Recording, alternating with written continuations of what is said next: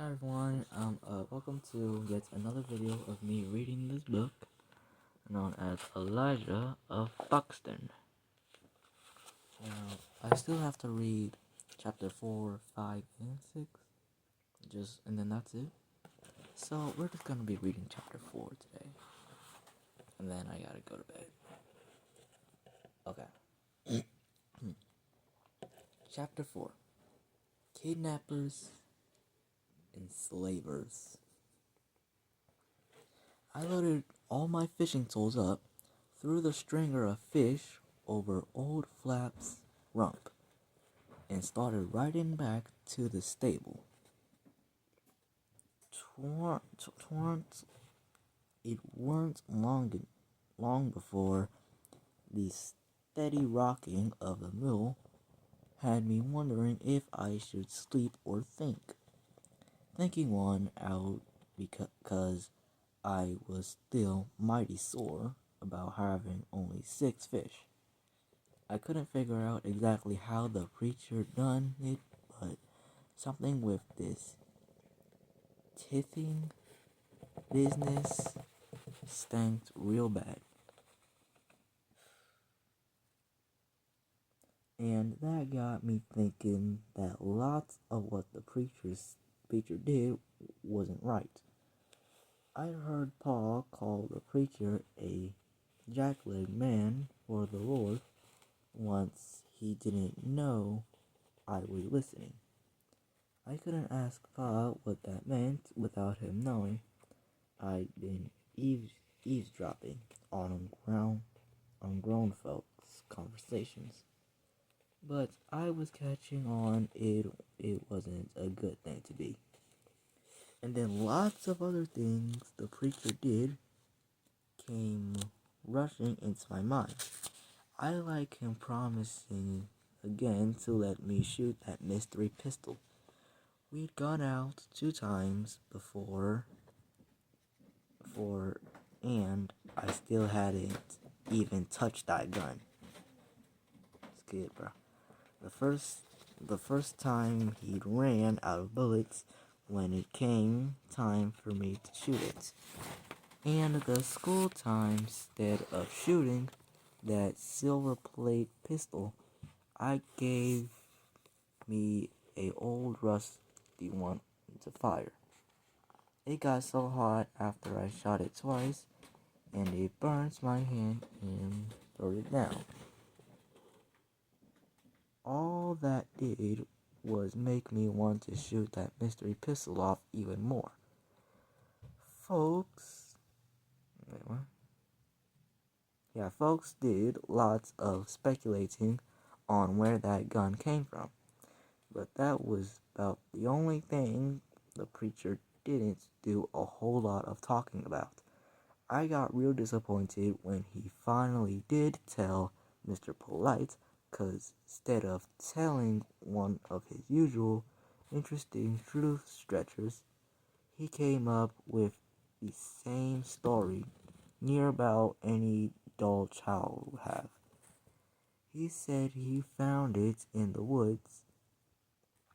That disappointed me because if the preacher put his mind to it, I knew he'd have come up with something a lot more exciting than that. The gun first showed up in his hands about 3 years ago when I was around 8. I got a real clear memory of it, 'cause it was tied up with the last time we had slave catchers come to Buxton from America. We'd been in the middle of Latin lessons when Mr. Brown came and knocked on the door of the schoolhouse and called Mrs. Guest outside. When she came back in, I started fretting because I realized she tried to keep her voice calm so's not to rile no one. I watched her eyes and saw the way she wrung her hands whilst she talked and knew something was terrible wrong. She said, "Children, we are going to postpone the rest of class today. I want all of you to make certain your homework assignment is written down and your books are gathered. Then I want Rodney, Wills, Emma, Buster, and Zachary to line up quietly at the door. Kick no sway. James, Alice, Alistair, and Bonetta, you are to leave immediately and go directly home." What are these names? What is kick no sway? Kick no sway? Bro. I don't know what that. Okay, well, I know you guys cannot. It's spelled Kicknosway.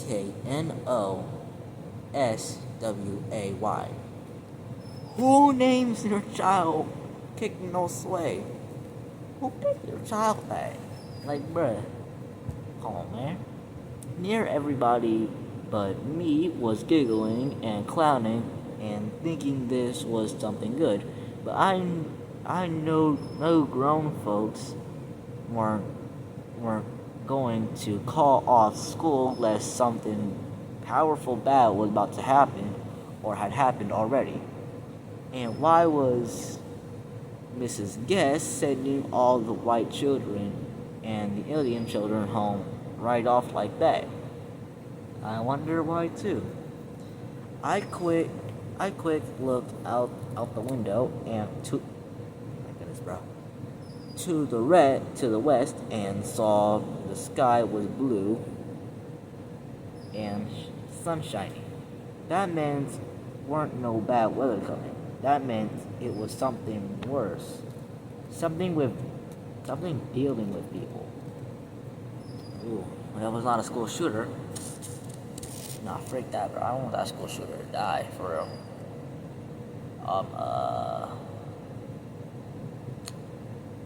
Another knock came on the door, and Mr. Brown stuck his head in and said, "Ready?" Mrs. Guest told him, "Yes," and said to us, "You will be taken home in groups of 4. Those who live farthest from the school will go first. Your parents have been called in from the fields and will be waiting for you at home. They will explain what is happening. I will entertain no questions and I will tolerate no noise. Sit along the walls in the boys' locker cloakroom and keep away from the windows. Wait until I tell you to move. You have nothing to worry about." Bruh, there's an active shooter, bruh. Just admit it, there's an active shooter. Now, even the children that weren't particular sharp-minded got nervous. Ain't too much that'll get you worried more than a teacher telling you that you shouldn't, and we all knew just about nothing could make grown folks cut out their work in the field early. Mrs. Guest opened the door, and little Rodney, Emma, Buster, Zachary went out behind her, and Mr. Brown. Mrs. Guest stuck her head back in the classroom and said, "I'll be right outside. I want no talking and no moving around." Soon as the door shut after her, Sydney Prince whispered, "I wonder what's wrong. This here's real peculiar."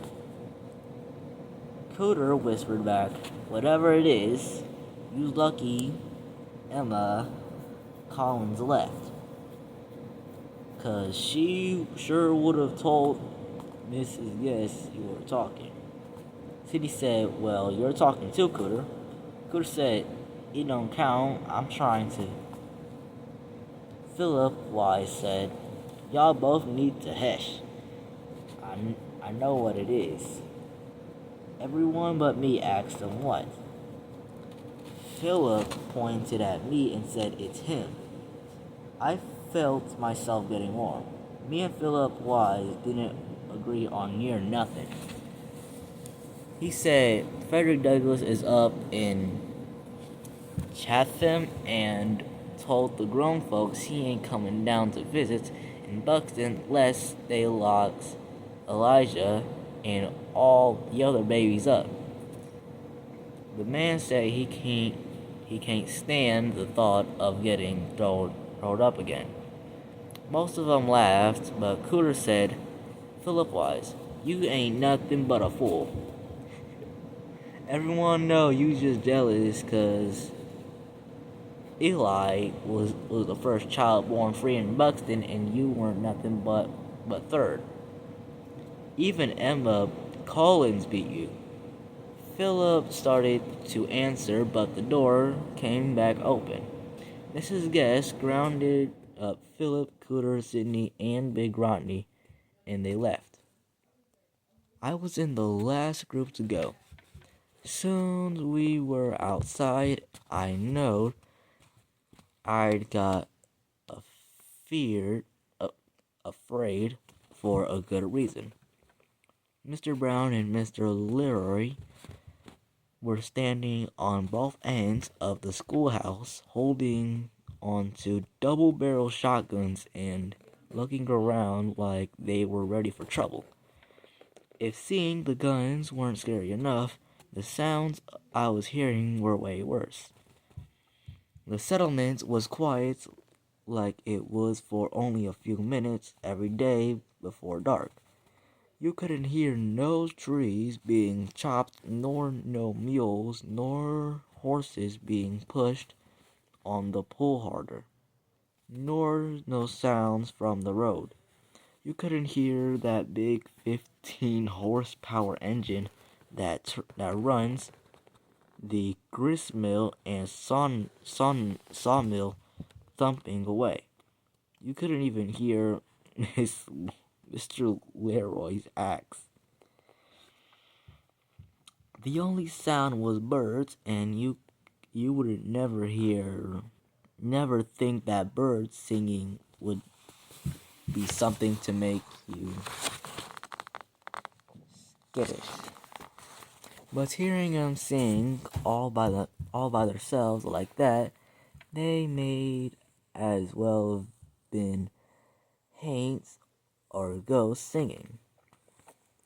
Pa and our neighbor, Mr. Harkins, you guys sleepy. Both were carrying rifles and told us to walk in line. I knew right off what it had to be.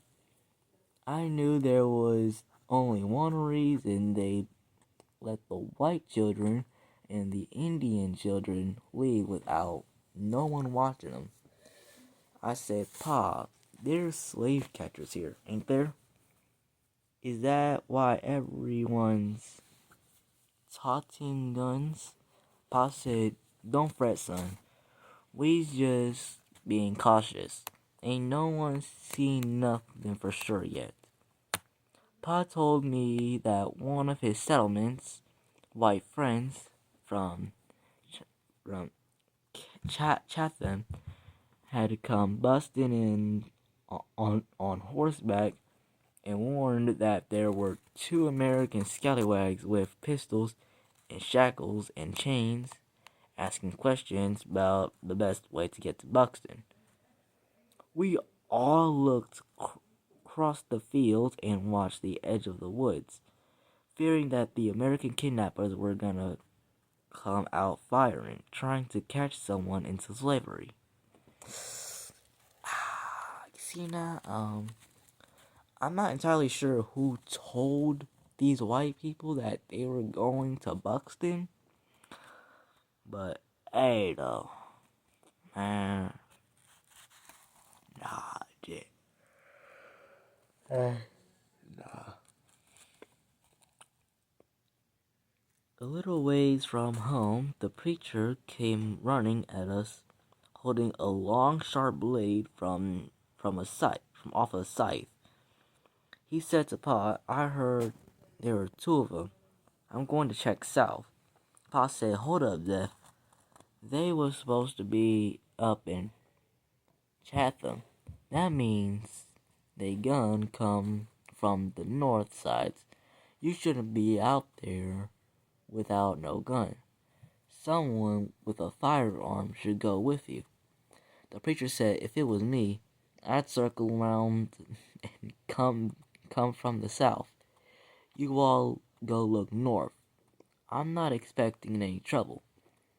These are my woods. I know what's out there." Then he ran off south. Didn't nothing come from all the excitement we had. The worst thing that happened was we had twice as many Latin verbs to study at school when we went back. The preacher weren't seen for the next couple of days, and that did cause some folks to worry. But everybody knew he disappeared all the time, so didn't no one pay it too much mind. 2 nights later, I tiptoed out of my bedroom and peeked round the corner of the parlor to see if Ma and Pa were up. Weren't no candles nor lamps burning, so I looked up the stairs to check their bedroom next. It was dark there too. I went up a few steps and heard Pa snoring. They were sleeping for sure. I slipped out of my nightshirt to put on some clothes, then crawled out my window and dropped on the ground. I waited a second to make sure weren't nothing disturbed, then started running through the truck patch toward the trees. I hadn't got 10 yards into the woods when all of a sudden my heart quit beating and my blood ran cold.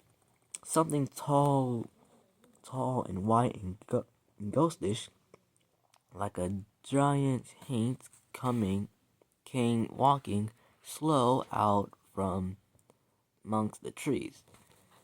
My mind acted like it was gonna get all fragile, but it didn't take much time before I knew it weren't nothing but a horse. A strange horse. It didn't even take that much time for me to scat back home and jump into my bedroom window. I slipped back into my nightshirt and ran up the stairs to Ma and Pa's room. I called out, "Pa?" Everybody was still a little jumpy, what with them paddy rollers round somewhere and the preacher not being seen for a while, so Ma and Pa were up in a flash. I told them I couldn't sleep and was looking out the window and saw a horse come from the woods. Pa said, "White folks?" "No, sir. The horse didn't have a rider." Pa said, Were it one, orn?" I don't know what that means. "You think someone leave the barn door ajar?" I told him, "No, sir. It was a big white stallion with a saddle, nothing like none of ours." Pa snatched on some trousers, ran downstairs, grabbed a torch and his rifle, then ran outside barefoot. He hadn't said not to, so I followed close behind him. Pa lit the torch and we started searching for signs of the horse. Pa picked up his tracks and we found him just down the road. The horse had camped himself in front of the Highgate's home. His head was leaned down over their picket fence, and he was chawing on bunches of flowers, uprooting most of Mrs. Highgate's black-eyed Susie's. Pa handed me the rifle and torch and walked up on the horse slow.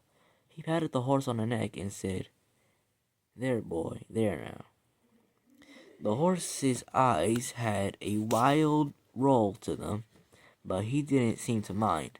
So Pa picked up his reins and pulled the horse out of the flower garden. I pointed at the horse's haunch. Pa, look, he's hurt. A big patch of dry blood was all over the horse's right-hand flank. Pa checked the horse over good.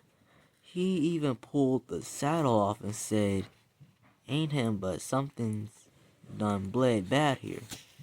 Pa gave me the horse's reins, then went to Mr. Highgate's door and knocked loud. Mr. Highgate's windows rose up and his shotgun poked out. "Who's there?" "It's me, Theo."